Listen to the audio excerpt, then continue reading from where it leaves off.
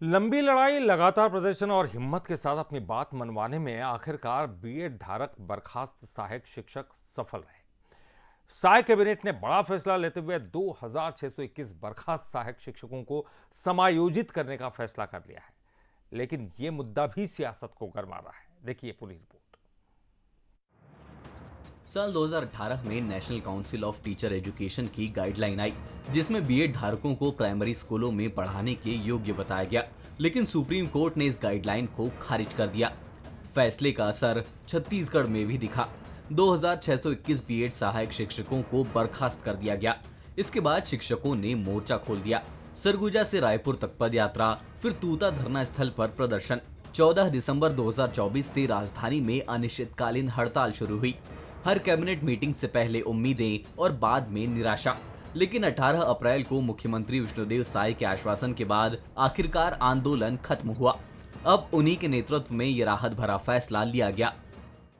BEd अर्हताधारी सहायक शिक्षकों के हित में महत्वपूर्ण निर्णय लेते हुए उन्हें सहायक शिक्षक विज्ञान प्रयोगशाला के पद पर समायोजन करने का निर्णय लिया गया। अब आपको बताते हैं कि इन शिक्षकों की किस्मत लंबे संघर्ष के बाद कैसे बदलेगी।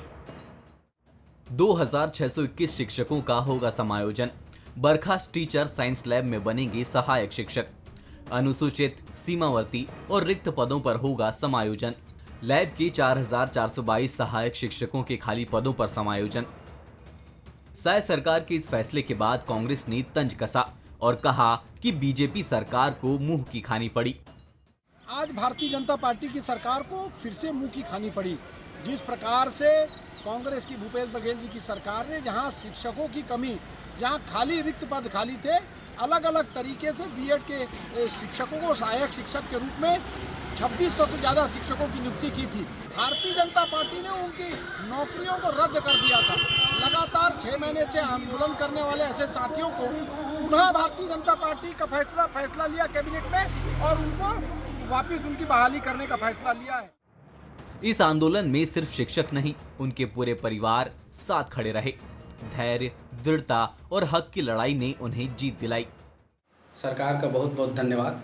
आज जो 30 अप्रैल को जो बैठक हुई उसमें मंत्रिपरिषद द्वारा अहम फैसले लिए गए, जिसमें हमारे बीएड धारी सहायक शिक्षकों के लिए एक उम्मीद की किरण जो उनमें थी सरकार के प्रति, आज उन्होंने उजागर किया है।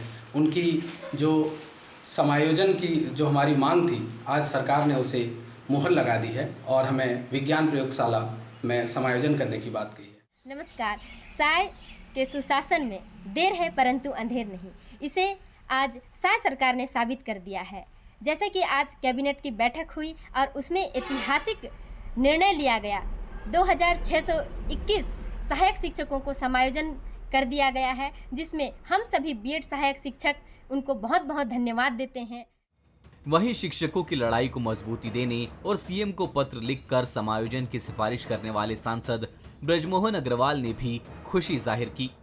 सीधी भर्ती से चयनित 2621 बीएड धारी सहायक शिक्षकों को जिनको बर्खास्त कर दिया गया था, अब उनको सहायक शिक्षक विज्ञान प्रयोगशाला के पद पर समायोजित करने का निर्णय राज्य सरकार ने लिया है।